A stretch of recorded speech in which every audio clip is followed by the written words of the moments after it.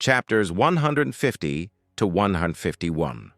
After settling down in Camelot, Shirou couldn't help but feel surprised that the nobles didn't try to play any tricks on him. This unexpected behavior left him feeling somewhat uneasy. At first, he had expected the nobles to try to harm or even assassinate him. However, he was surprised to find that they simply greeted him and invited him to attend various balls. While he nodded and agreed to their invitations, he couldn't shake the feeling of unease in his heart. Artoria seemed to think everything was fine, but he found the situation to be rather strange. He would have felt more at ease if the nobles had made some sort of move, but their lack of action left him feeling increasingly uneasy. It was as if a storm was brewing, waiting to strike at any moment. He understood that Camelot had been without a king for 10 years, and while Egwene and the other pillars of the realm provided support, the officials and nobles were accustomed to being free and unruly. Suddenly having a king appear and sit on their heads was a major shift in power. Moreover, this king had no faction or power. Shirou couldn't help but wonder how the nobles would react to his presence. Would they resist or even attempt to make him disappear? He assumed such actions would be normal, given the circumstances. However, the nobles did nothing of the sort, which left him feeling increasingly uncomfortable and uneasy. He had mentally prepared himself for the worst, yet their inaction seemed almost too good to be true. It was like preparing to fight a heavyweight opponent, only to discover that the opponent was a weakling. The feeling of discomfort and unease he experienced was akin to the shock of being caught off guard. But Shirou couldn't help but feel relieved that ascending to the throne might not be as difficult as he had initially thought. This would save him a great deal of trouble and allow him to focus on his development plans for the kingdom. The fact that Vortigern was currently blocked outside Hadrian's wall by the northern kings meant that he posed no immediate threat, which was perfect for implementing his development plan. Following negotiations, a date was set for Shirou's coronation. It was decided that the ceremony would take place on November 1st, which coincided with the Feast of All Saints' Day, a precursor to modern-day Halloween. Due to its unique geographical location and history, British culture has been greatly influenced by both Celtic and Roman cultures. For the British, October 31st marks the official end of summer, the beginning of the new year, and the start of the harsh winter months. This was a time of great importance and held sacred and solemn meaning. However, over time, the festival evolved and was repurposed for commercial and other purposes, ultimately becoming what is now known as Halloween. While the modern-day celebration involves dressing up as ghosts and playing tricks, it was originally a time of great significance and reverence in British culture. As the day of Shirou's coronation drew near, envoys from various countries began arriving one after another, making Camelot busier than ever before. Nobles could be found everywhere, lending an air of excitement and anticipation to the kingdom. Shirou graciously received these envoys, who were all incredibly supportive of his ascension to the throne. While the nobles and kingdoms attached to Camelot did not play any tricks, Shirou found himself becoming increasingly nervous on his own. On the night of October 31st, Camelot was shrouded in darkness, with even the palace lacking any illumination. Meanwhile, the streets were filled with people dressed up as demons and monsters parading about. The British held the belief that October 31st marked the end of the year, and that on this day, the god of death known as Samhain would unlock the gates of the underworld, allowing the souls of the deceased to return to their former homes in search of living beings to be reborn. It was seen as the only hope for the dead to have a chance at being reborn. The living were fearful of the souls of the dead coming to claim their lives, and so they would extinguish their fires and candles on this day, making it impossible for the souls of the dead to locate the living. Additionally, people would dress up as demons and monsters to frighten off the spirits of the dead. Once the night had passed, they would light their fires and candles once again, welcoming the start of a new year. This tradition served as the precursor to what would later become known as Western Halloween. The streets echoed with the haunting sounds of ghosts, and even inside the palace, Many servants were garbed in costumes of monsters and other eerie creatures. Despite the lively atmosphere, Shirou found himself feeling detached from it all, sitting alone outside the palace gates with a worried expression etched onto his face. Tomorrow would mark his coronation day, and Egwene had already demonstrated the necessary steps to Shirou numerous times, with the latter having taken note of them all. However, at this moment he found himself consumed with nervousness, his palms slick with sweat and his mind in disarray. For the first time in his life, he would be leading a country, bearing the hopes and dreams of his people on his shoulders and striving to bring them the promised prosperity. Could he really do this? Shirou was overcome with a deep sense of nervousness and self-doubt.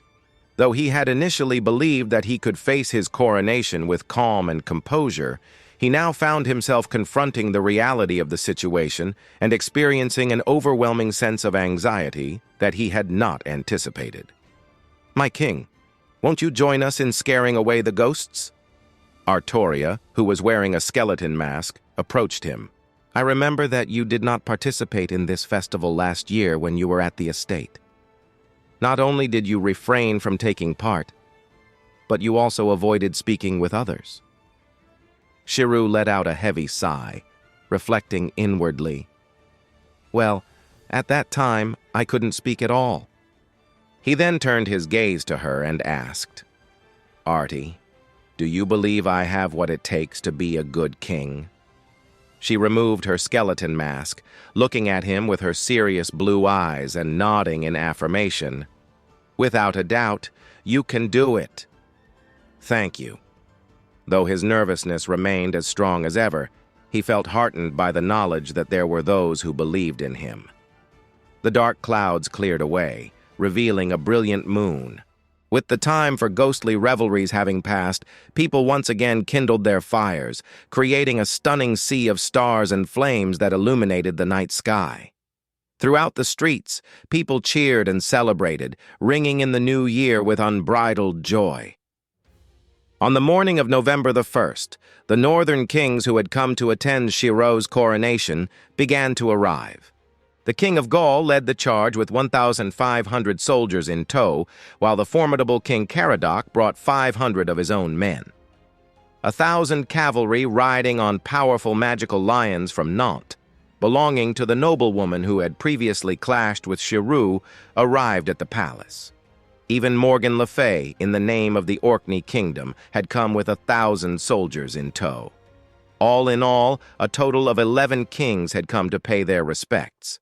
It appeared that these kings had made a pact to arrive with their entourages of knights on the same day, resulting in nearly 10,000 soldiers flooding into Camelot and causing the capital to appear far more crowded than usual. Shirou took the time to greet each king individually, inviting them into the palace and arranging seats for them. As noon approached, the sun's radiance illuminated every inch of the earth.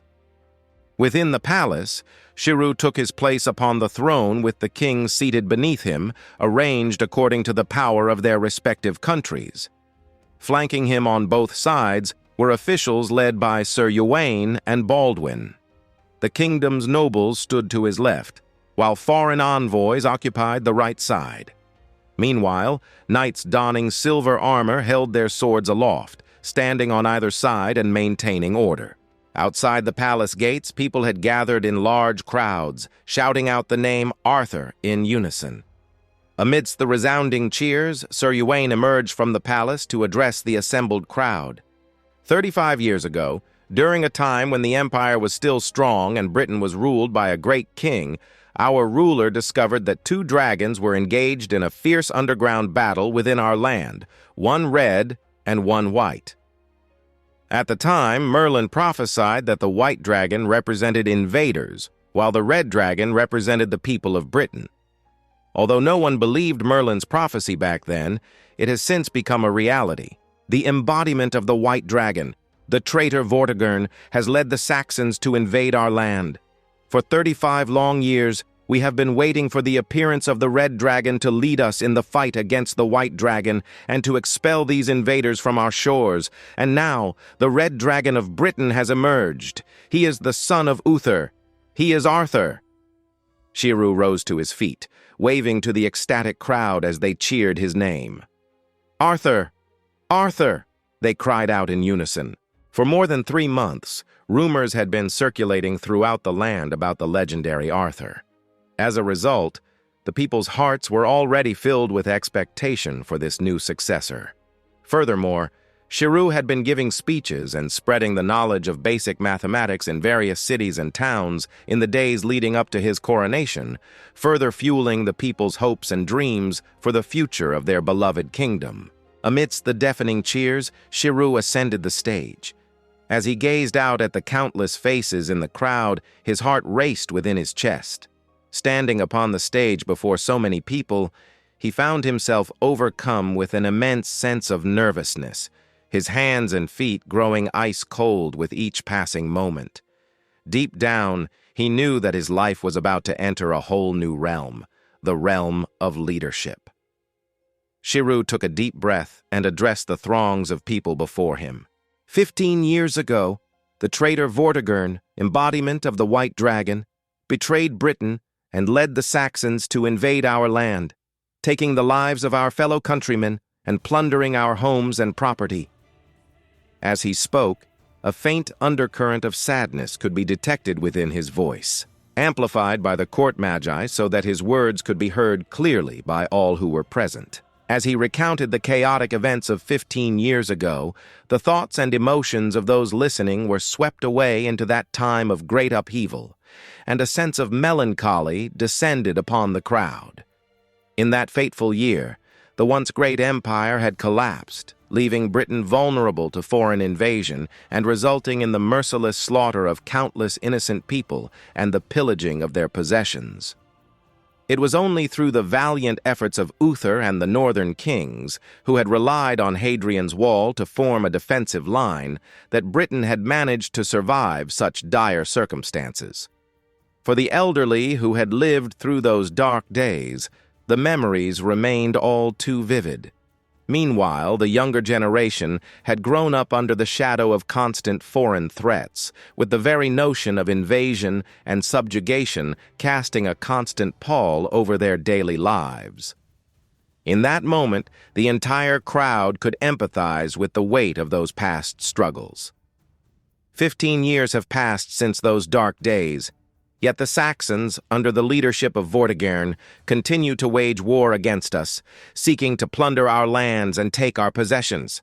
But I have always harbored a dream, Shirou proclaimed boldly, his voice carrying with it a newfound conviction. I dream of a day when we can drive them back to their own homeland, Niedersachsen, a day when every invader who hears the name Camelot will be too terrified to even consider invading our lands. A day when each and every one of us can eat our fill and live happy, joyful lives. A day when people from every corner of the world will envy the people of Camelot for the blessings we enjoy. I dream of a day when valleys rise and mountains fall, when the winding paths before us become smooth and bathed in divine light, illuminating the earth with its beauty. This is the dream that has driven me to become king. And if Camelot is to become a truly great nation, then this dream must become a reality. Let the sun rise from the South Sea, and let its beautiful light spread across all of Britain. The people's eyes remained fixed upon the passionate young king, whose words had kindled within them a fierce longing for a better tomorrow. As his powerful message continued to reverberate throughout the crowd, the people's hopes and aspirations for a brighter future blazed forth like a great flame. "Arthur! Arthur! Arthur! Arthur!" With each passing moment, the cries of the people grew louder and more fervent, echoing across the land and resounding through the hearts of all who heard them. As Artoria stepped forward, she held aloft the legendary sword Caliburn before Shirou, bowing before him in a gesture of respect and loyalty. Taking the sword in hand, Shirou raised it high above his head, his voice ringing out across the gathered throngs of people. With this sword, I swear that this dream, this promise, shall be fulfilled." The people responded with an even greater fervor than before, their cheers rising to a deafening crescendo. In that moment, it was as if the entire kingdom had been infused with a newfound sense of purpose and hope, a shared vision of a brighter tomorrow that would guide them forward into the future. Morgan could not help but feel deeply moved as she watched Shirou standing tall and proud before the assembled throngs of people, his vision of a brighter future igniting a flame within the hearts of all who heard it. Even the other kings who stood beside her were similarly awed by the grandeur of his vision, and many could not help but feel a sense of longing for the kind of elegance and leadership that Shirou embodied. For indeed, this was the very essence of what it meant to be a king, to rule over all of Britain with strength, grace, and a vision that would inspire all those who looked upon it. With a solemn expression, Shirou withdrew the caliburn from his grasp, handing it over to Artoria as he prepared to take up his rightful place as the King of Camelot. Baldwin's voice rang out across the gathered crowd, his words carrying the weight of a lifetime of tradition and ceremony. "Proclaim him king," he bellowed, and the people responded in kind, their voices rising up as one to cry out the words that had been anticipated for so long. "Proclaim him king," they shouted. As the archbishop led the people out of the palace, an attendant appeared, bearing a magnificent red satin crown adorned with gold and jewels that glittered brightly in the sunlight. This was the crown of the Kingdom of Camelot, the symbol of Shirou's newfound royal authority. "The Holy Church will bestow upon you the royal authority," declared the archbishop, his voice carrying across the gathered crowds. With a deep bow of his head, Shirou allowed the archbishop to place the crown upon his brow, thereby demonstrating his divine right to rule as king. However, at this moment, "Wait!" A sudden, forceful voice interrupted the crowd. All eyes turned towards the sound as a group of 3,000 cavalry charged into the city, scattering the people in their path. They were led by a king who rode a demonic lion. Tristan and his companions were among them. "King Mark? What is the meaning of this?" asked the archbishop. King Mark dismounted from his demonic lion and pointed at Shirou, declaring vehemently, "This man, he is not Arthur. He is a spy who infiltrated Camelot a year ago on behalf of our enemy." What is King Mark's intention here? Or rather, what does he hope to achieve? Yes. King Mark pointed at Arthur and interrupted his coronation ceremony. What is his motive? Is he turning against Camelot? Whispers and murmurs filled the air as both nobles and commoners exchanged their thoughts. The situation was on the brink of chaos. The archbishop gazed at King Mark with surprise and asked, "King Mark, do you comprehend the gravity of your actions?" "Of course I do," King Mark retorted arrogantly. "I am protecting Britain from falling prey to Vortigern's schemes. I am protecting the people of Britain from being misled by this Saxon." Saxon? The expressions on people's faces immediately changed. Initially, they were merely chatting amongst themselves, but upon hearing the term Saxon, their faces turned pale. The murmurs and whispers grew more intense. Baldwin's face changed as he exclaimed, "King Mark, do you have any idea what you are saying? You are entirely defaming us." "Defaming?" King Mark sneered and spoke loudly. "Everyone here, think carefully. What was the color of Uther's hair?" "It was golden," affirmed a noble from Camelot. "Sir Ywain, as a trusted confidant of Uther, you must have laid eyes on Arthur's mother. So, what was the color of her hair?" King Mark asked. Ywain paused for a moment, feeling the weight of everyone's eyes on him, before reluctantly nodding and replying, "Lady Igraine's hair was also golden." "Very well. Then please do tell me, how is it possible for two noble people with golden hair to have a child with black hair?" King Mark pressed on. "You cannot defame Arthur by calling him a Saxon." King Naunt rose to his feet and exclaimed, "King Mark, are you blind? Saxons are known for their red hair." King Mark responded. It's clear that Uther's wife isn't Arthur's biological mother.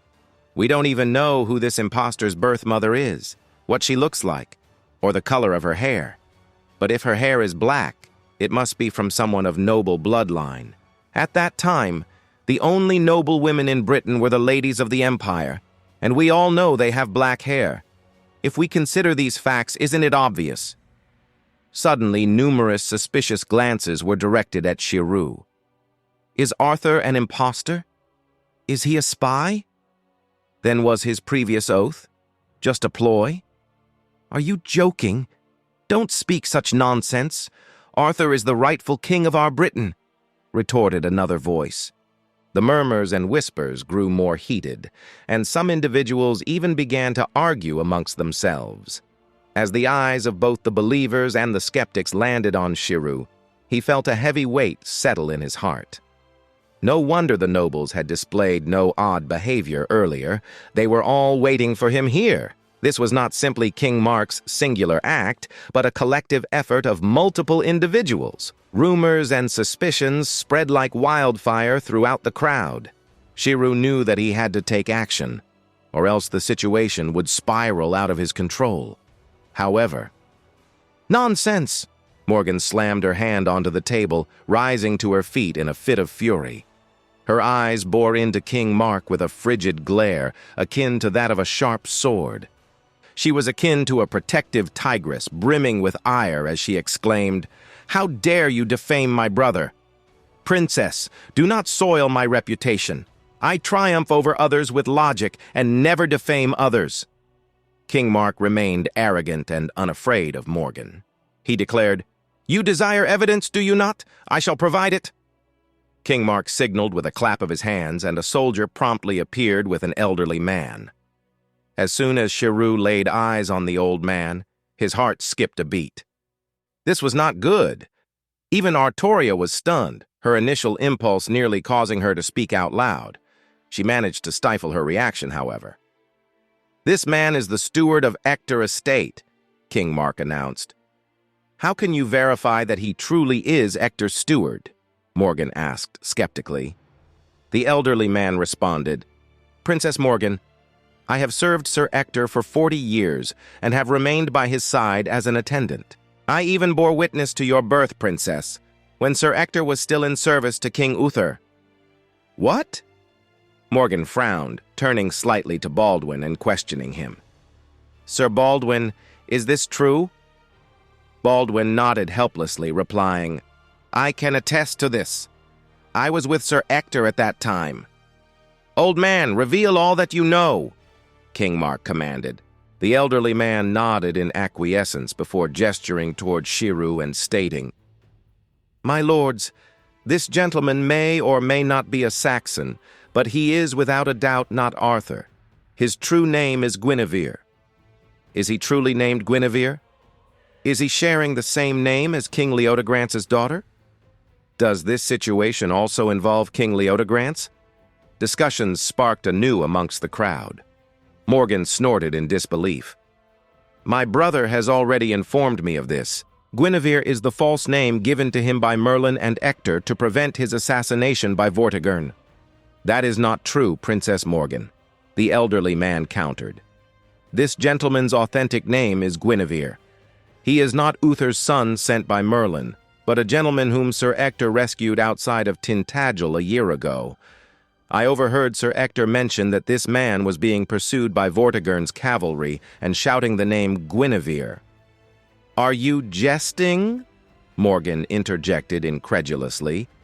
"Vortigern's cavalry was obstructed at Hadrian's Wall by the kings. How did they manage to sneak into the kingdom?" King Nant offered a reminder, saying, "Princess Morgan, do not forget. A year ago, during the chaos, Vortigern's cavalry did breach the kingdom of King Leodegrance." "What exactly are you trying to suggest? Are you insinuating that my brother is, in fact, King Leodegrance's daughter?" "That is not the case, Princess Morgan," the elderly man responded. "This individual referred to as Guinevere has other names, including Shirou and Fuhju Mahru Shirou." "What kind of names are those?" the crowd asked in confusion. The Archbishop's countenance also creased with a frown as he spoke up. These two names are not recognized in our ancient British language. Arthur, what is going on?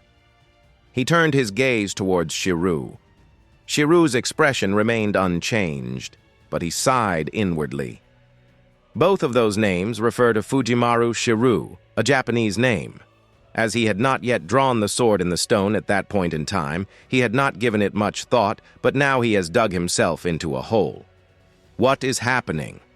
Archbishop, are you also going to follow in their footsteps? King Mark and those with designs against my brother are undoubtedly coveting our Pendragon family's status. They arrived here with nefarious intentions, seeking to besmirch my brother's reputation. Naturally, they will continue to do so. Morgan's gaze remained cold as she locked eyes with the elderly man. Princess Morgan, I am not defaming anyone. I am merely stating the truth, the elderly man rebutted. This individual, Guinevere, has resided within the estate for a year and has spent almost 10 months forcing himself to learn our language. Whether it is Shirou or Fujimaru Shirou, those are the names of this individual in other tongues. The elderly man paused, gesturing towards Artoria. Miss Artoria is also aware of this. As all eyes turned towards Artoria, she was momentarily at a loss on what to do. She could not fabricate a lie, but divulging the truth of her king. Gritting her teeth, she responded, No, it is not. All gazes were fixed on her, now replete with malice. Her denial had caused her to feel ashamed as a knight. Shirou wanted to aid Artoria in deflecting the malice-filled stares, but it seemed as though almost everyone had shifted their gaze towards him. Belief, doubt, goodwill, malice. Any wrong action from him could ensnare him into a trap. What should he do? In a sudden outburst of anger, Morgan kicked over the seat and stood in front of Shirou and Artoria, appearing akin to a protective tigress. Her gaze was icy cold as she glared at everyone present and questioned, Are all of you bullying my brother and sister? Allow me to remind you, Morgan Le Fay still lives, and no one within the Pendragon family can be bullied. Speaking of which, I also have something I am curious about. King Nant looked at Shirou and asked, Sir Arthur, after my border commander's wife had a conflict with you at a party, she disappeared. Can you give me an explanation? Is there still a need for an explanation? Morgan said coldly. Let me tell you the answer. I killed that sow. What? Are you joking? Morgan, how could you do something like this? The nobles looked at Morgan in shock, each one incredulous. Shut up! Morgan's voice was frosty with anger. She insulted my brother and ruined my ball. How could I just let her live? King Nant gave Morgan a stern look and asked, Are you trying to provoke a war with Nantes? Morgan sneered at the king. And who are you to question me? Are you even qualified to speak on this matter? This response made King Nant furious. He knew that Morgan was using Orkney as a shield, and he was not pleased. Shirou attempted to pull Morgan away, but she refused, and instead opened her arms to shield him and Artoria. With a cold stare, Morgan faced King Nant and spoke firmly. When my father, Uther, was alive, you flattered him at every turn, even going so far as to marry my older sister. And now that he's gone, you're bullying my underage brother. Let me make one thing clear. It would be easy for me to destroy you. King Nance responded with a dark expression. Then come and try, Princess Morgan. At this point, King Mark's voice rang out loudly. I understand Princess Morgan's desire to protect her brother, but we must also consider the possibility that the Arthur she is protecting may not be the real Arthur. Morgan's face twisted in contempt as she snorted, showing her disdain. Initially, she had harbored suspicions about Shirou's true identity, but after conducting a secret investigation for 2 months, she had come to the firm conclusion in her heart that Shirou was, in fact, her long-lost brother Arthur. She was a person who did not entertain doubts once she had made up her mind. If she believed something, she believed it wholeheartedly. That was why she had even dared to venture into the treacherous Irish Deadlands to obtain a magnificent horse, which she then presented to Shirou as a gift, confident in the knowledge that he was her brother Arthur. It's no surprise that this outcome was expected, considering she opposed Merlin and his personal satellite, which had the ability to observe all sorts of plots and schemes, making any intrigues useless. Morgan's cold and beautiful eyes were fixed on King Mark, and a faint glimmer of light flickered within them. Suddenly, a magical formula appeared on the mithril armor that King Mark was wearing with a distinct pop, just as he was speaking loudly. King Mark's face contorted in shock as he turned to Morgan. "You actually want to curse me?" he exclaimed in disbelief. Morgan was taken aback by the unexpected turn of events, wondering how her curse could have failed. King Mark, on the other hand, was livid with anger as he glared at Morgan, his hand slowly reaching for his sword. As he drew the blade, it shimmered with magical formulas, glowing ominously. Behind him, Tristan let out a deep sigh, his face filled with sadness as he unsheathed his sword.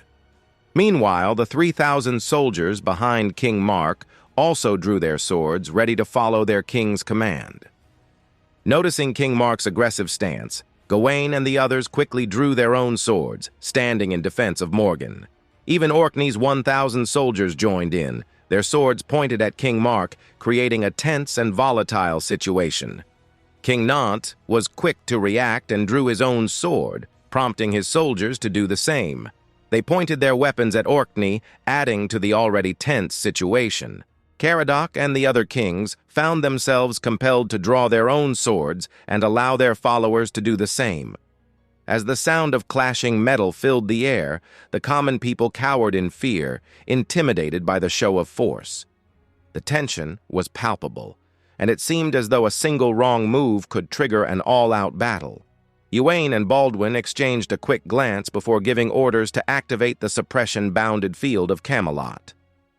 In an instant, Shirou felt a constriction around him, and his ability to control his magical energy became more challenging than ever.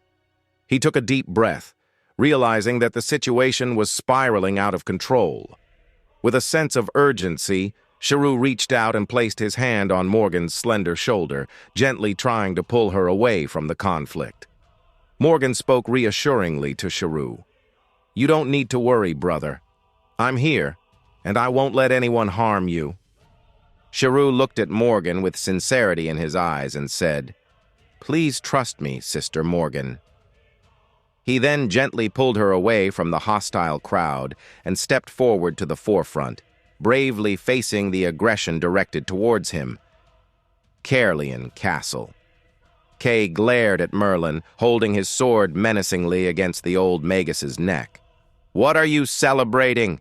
If you dare to play me for a fool again, I'll spit on you." Merlin let out a heavy sigh.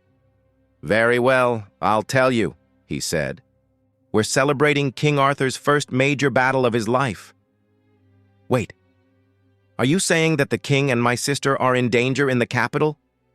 Kay stared at Merlin anxiously. "Who knows? Maybe it's the capital. Maybe—" A faint smile appeared on Merlin's handsome face.